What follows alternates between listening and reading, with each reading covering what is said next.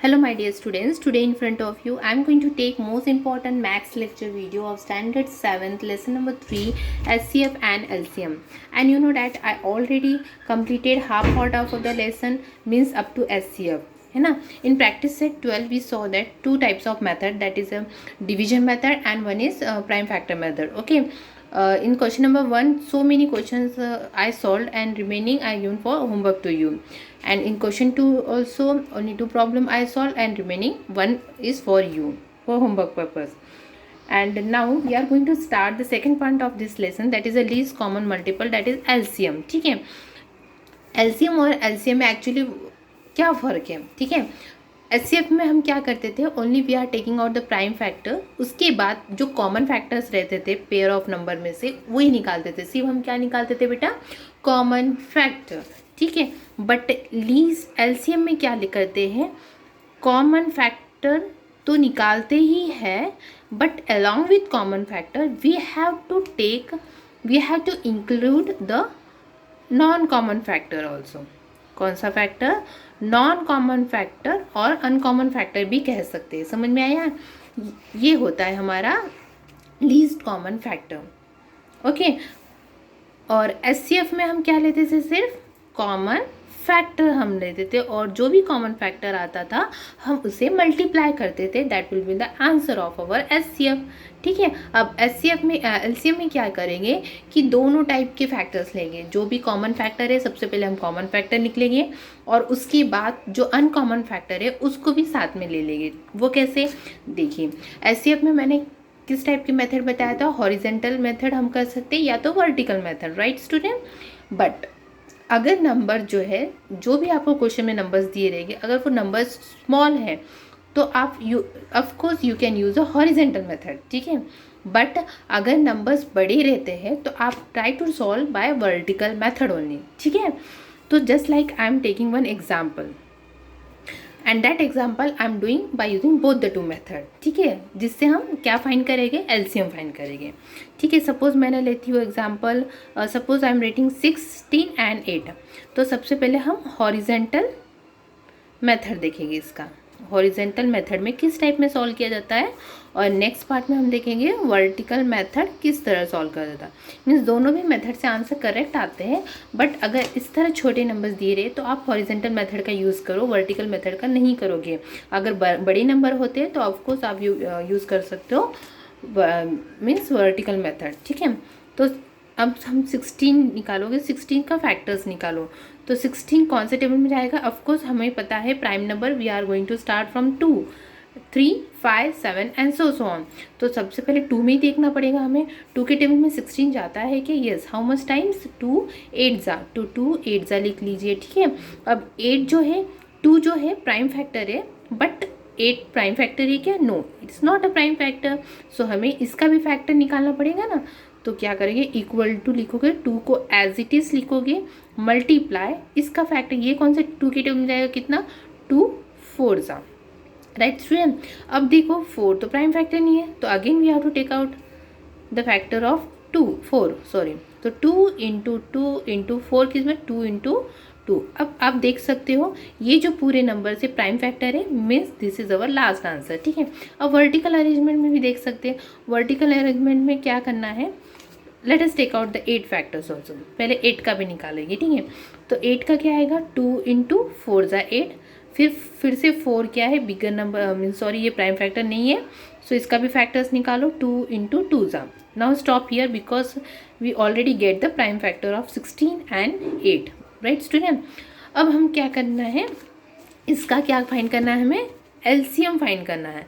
तो LCM कैसे find करते हैं, पहले तो हमें क्या करना है, हमारा फॉर्मूला क्या है, common factor multiply by what, non common factor बोल सकते हैं या तो अनकॉमन फैक्टर भी कह सकते हैं.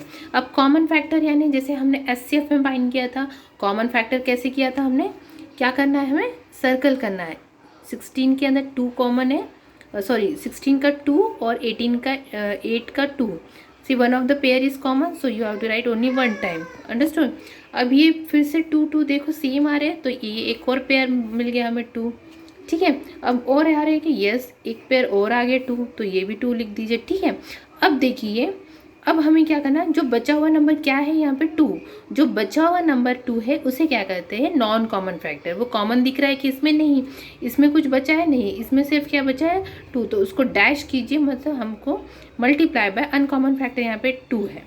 Understood. Then lastly last this is not your answer, now multiplied 2 2s are 4, 4 2s are 8, 8 2s are 16, this is your LCM. hope you understand.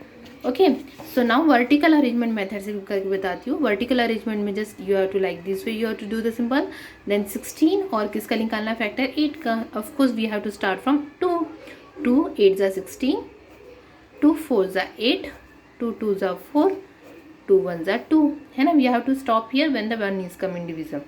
here 2 4s are 8, 2 2s are 4, 2 1s are 2, 1 is coming, so we have to stop here. अब देखो factors निकलो, 16 के factors क्या है। अब हम हमेशा देखना है लेफ्ट हैंड साइड की ये जो कॉलम है ये पूरे फैक्टर्स होते हैं ना, तो इसको लिख लीजिए। How many times 2 is coming, 1 2 3 4 time, 4 times. Here how many times, 3 times, 8 का 3 टाइम्स। हो गया बेटा।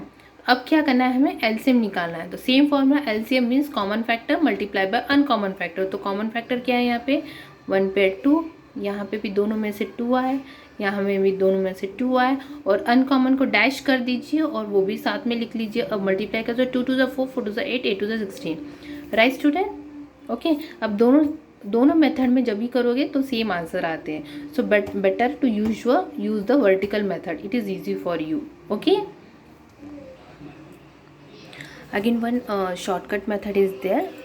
वर्टिकल अरेंजमेंट जैसे किया था, हॉरिजेंटल में अरेंजमेंट। अब क्या करेंगे हम, इसको एक कंबाइंड मेथड यूज़ करते हैं। ये जो थर्ड मेथड है इसका, ठीक है। थर्ड मेथड में क्या करना है, आप जैसे ये सेपरेटली करते थे ना, फैक्टर्स निकालते थे, now we have to together we will do like this. You have to make a column, क्या है 16 का है और ये 8 का है, राइट स्टूडेंट।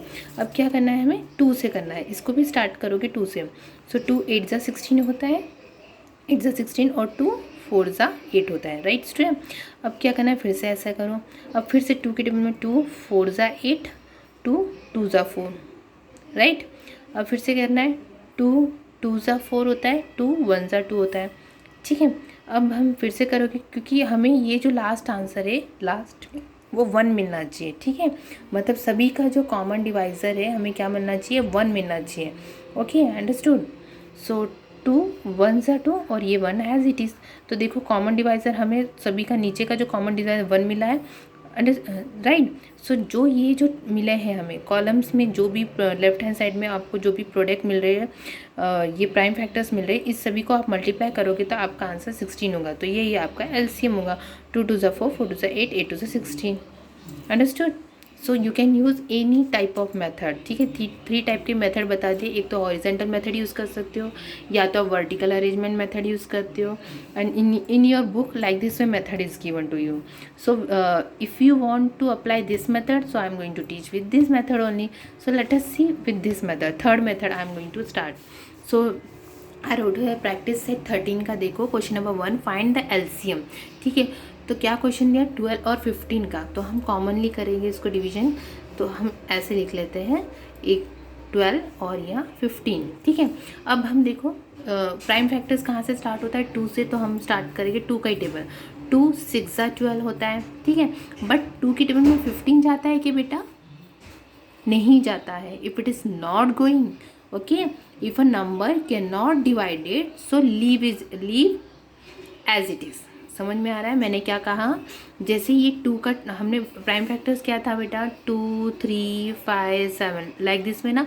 और हमेशा सीक्वेंस में जाना है, 2 के बाद 3, 3 के बाद 5, 5 के बाद 7, इस तरह ही जाना है। अब यहाँ पे क्या हो रहा है, 2 का टेबल 6 में जाता है, 12 में जाता है, बट 15 में नहीं जाता है। ओके, अगर 15 में नहीं गया, if a number can not be divided, तो ये जो नंबर है उसको वैसे ही लिखो। समझ में आ रहा है। तो क्या लिखोगे, ये नंबर को 15 के 15 ही लिखना है। लिख लिया। अब फिर से करो, फिर से देखो डिवाइड जाता है कि फिर से हमें 2 से ही करना पड़ेगा। 2 लिखो। 2 कितने में जाएगा, कि हाउ मेनी टाइम्स, 2 3 जा 6। अब 15 जाता है कि 2 की टेबल में? नहीं। तो if it is not going, so आपको उसी तरह नंबर को जैसी की वैसी लिखना है और कंटिन्यूशन में लिखना है, ठीक है। अब देखो क्या होता है, फिर से देखो, क्योंकि हमें क्या करना है, हमें आंसर क्या मिलना चाहिए, जब तक ये कॉमन डिवाइज़र लास्ट के हमें 1 नहीं मिल जाते तब तक हमें इसको क्या करना है, इसको फैक्टराइज करते रहना पड़ेगा, ठीक है, डिवाइड करते रहना पड़ेगा। तो यहाँ पे देखो, अब 2 का टेबल में 3, 2 की टेबल में 3 जाते हैं कि नहीं, तो हम स्टार्ट क्या करें, अब 2 का हो गया, अब हमारा 3 से स्टार्ट हो गया। तो 3 1 ज़ा 3 और 3 5 ज़ा 15। देखो एक हमें 1 मिल गया, मतलब यहाँ पे भी 1 आना चाहिए, तब तक हमें प्रोसेस कंटिन्यू करना है।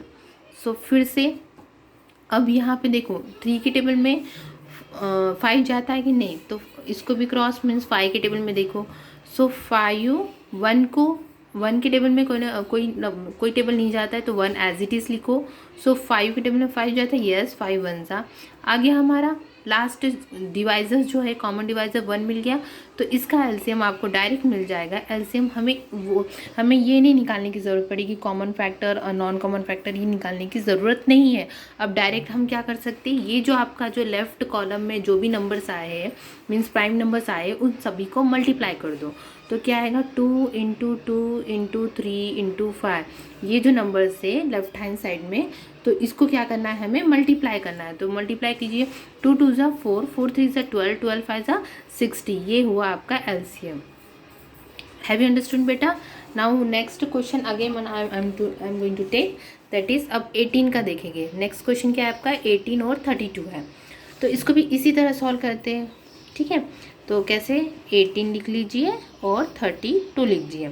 अब कहाँ से स्टार्ट करना है हमें, ऑफकोर्स 2 से स्टार्ट करना है। सो 2 9 ज़ा 18, और 2 के टेबल में आपको 32 अगर आपको नहीं आता है, तो मैंने आपको बताया था इस टाइप में रफ हमेशा आप राइट हैंड साइड में ड्रॉ करोगे और रफ लिखोगे। और 32 अगर आपको डायरेक्टली कोई बच्चों को टेबल नहीं आता है, तो आप क्या करोगे, 32 को 2 से इस टाइप में डिवाइड करके देखोगे, 2 1 ज़ा 2, ठीक है, और 3 में से 2 गया तो 1 2, 2 6 ज़ा 12, इस तरह आप डिवाइड करोगे। I know, so I am doing directly, if you don't know like this way method you can do, okay apply. 2 16 ज़ा, अब देखो, अब 9 तो नहीं जाता है 2 के टेबल में, बट 16 जाता है ना, तो क्या करना है, 2 4 2 9 को एज इट इज़, क्योंकि ये कोई भी टेबल में नहीं जा रहा, तो मैंने क्या बोला, if a number can not be divided you have to write the number as it is. समझ में आया? अगर ये नंबर नहीं 2 के टेबल में जा रहा है, तो आपको वो नंबर को एज इट इज़ लिखते हुए जाना है, ठीक है। तो 9 लिख दिया, और 2 के टेबल में 16 जाता है, 2 8 ज़ा 16। अब फिर से 9 तो नहीं जाएगा, फिर से हमें 2 लेना है, 2 9 को एज इट इज़ लिखना है, 2 4 ज़ा 8, फिर से 2 के टेबल में 4 जाता है बट 9 नहीं जाता, तो एज इट इज़ 2 2 ज़ा, ठीक है। फिर से 2 के टेबल में 9 नहीं जाता, एज इट इज़, तो 2 1 ज़ा। अब एक 1 मिल चुका, तो हमें ये जो 2 का है हमें स्टॉप करना है, बट इसको भी स्टॉप करना पड़ेगा ना डिवाइसेस को, तो फिर ये किस में डायरेक्ट जाएगा, अभी 2 के बाद क्या आता है, 3 3 3 ज़ा 9, और 1 को कंटिन्यू लेना है, फिर से 3 1 ज़ा, और ये 1। देखो कॉमन जो कॉमन डिवाइज़र है 1 आ गया, लास्ट में 1 आ गया, तो हमारा यहाँ पे जो एलसीएम निकालना था, जो फैक्टर्स निकालना है, हमें यहाँ के यहीं पे स्टॉप करना पड़ेगा। सो डायरेक्टली आंसर क्या लिखोगे, LCM is equal to, so count how many times 2 coming, 1 2 3 4 5, तो 2 into 2 into 2 into 2 into 2 means 1 2 3 4 5, ठीक है। और 3 how many times, 1 time and 2 time, ठीक है। अब इसको मल्टीप्लाई कर दो, कितना आंसर आएगा देखिए, 2 2 ज़ा 4, 4 2 ज़ा 8, 8 2 ज़ा 2 2 ज़ा 4, 4 2 ज़ा 8, 8 2 ज़ा 16, 16 2 ज़ा 32, एंड 32 एंड 9, 32 मल्टीप्लाई बाय 9 कर दो, 9 2 ज़ा 18, 9 3 ज़ा 27, 27 1 प्लस 1 288, ये आपका एलसीएम। हैव यू अंडरस्टूड बेटा how to do? So now I am going to take one more example, 3 digit 3 numbers, okay, जो कि 3 पेयर्स में नंबर है, और बाकी remaining you can solve at home. So I am taking now, suppose which question I will take, okay, last 10th one I am going to take, 18 36 और 27, this I am going to take, see in your textbook last question I am going to take 18 36 and 27। तो हम यही method use करेंगे, solution 18 36 and 27, same way 2 3 5 7, यहाँ पे हमेशा लिख लेना प्राइम नंबर्स एक साइड में आप लिख लोगे। अब 2 के टेबल में देखो 2 9 ज़ा 36 को इस तरह डिवाइड करोगे। आई am doing directly because I know, you just divide it. 2 1 ज़ा 2 8 ज़ा 27, तो ऑफकोर्स 7 तो 2 के टेबल में जाता ही नहीं है बैक साइड का डिजिट, तो ऑफकोर्स 27 को जैसे कि वैसे ही लिखोगे, ठीक है। नंबर डिविजिबल नहीं है तो हमको एज इट इज़ लिखना है। अब देखो फिर से 2 के टेबल में 9 नहीं जाएगा, 27 नहीं जाएगा, बट 18 जाता है। इट इज़ गोइंग ना, सो 2 9 को एज इट इज़ लिखोगे, जो नहीं जाता है उसको एज इट इज़ लिखना है, ठीक है। 2 9 ज़ा 18, 27 को as it is, right student. अब फिर से देखो 2 की टेबल में 9 9 नहीं जाएगा, 27, तो we have to stop here 2। Now we have to start with 3 3 3 ज़ा 9, 3 3 ज़ा 9, 3 9 ज़ा 27, ठीक है। अगेन डिवाइड विथ 3 1 ज़ा 3, 3 1 ज़ा 3, 3 3 ज़ा 9, okay. See 1 1 is there, divides 1 आ गया, तो यहाँ पे ये स्टॉप हो जाएगा, बट ये स्टॉप होगा कि नहीं, so we have to continue. So 3 1 1, और ये किससे जाएगा 3 1 ज़ा, सो यहाँ पे स्टॉप हो गया। अब हमारा एलसीएम क्या होगा, पूरा जो लेफ्ट हैंड साइड का जो कॉलम का है फैक्टर, पूरा फैक्टर आप यहाँ पे लिखोगे 2 multiply by 2 multiply by 3 multiply by 3 multiply by 3 and do the multiplication now. 2 2 ज़ा 4, 4 3 ज़ा 12, 12 3 ज़ा 36, और 36 इंटू 3 कितना होगा, 6 3 ज़ा 18, 3 ज़ा 9 10 means 1 0 8, so this is your LCM, okay. So like this way 3 question I solved of your practice set 13. Remaining question just you try, okay. Next question number 2 I am going to solve in next lecture. Thank you. So student, let us solve the question number 2 of practice set 13. क्या question दिया है, read करो। Find the HCF and LCM of the number, means जो भी numbers आपको given number दिया उसका HCF भी फाइंड करना है, इवन एलसीएम फाइंड करना है। उसके बाद आफ्टर फाइंडिंग द एचसीएफ और एलसीएम हमको वेरिफिकेशन करना है, मीन्स वेरीफाई करना है कि जो भी मतलब वेरीफाई क्या करना है, तो product is equal to the product of given number. मतलब हमको वेरीफाई क्या करना है इसमें कि HCF multiply by LCM equal to product of 2 number, जो 2 नंबर्स है ना, ये हमको वेरिफिकेशन करना है। तो यूजुअली ये मेथड में आप लोग क्या यूज़ करो, vertical arrangement method, no need to use that one, you can use the horizontal method, ठीक है।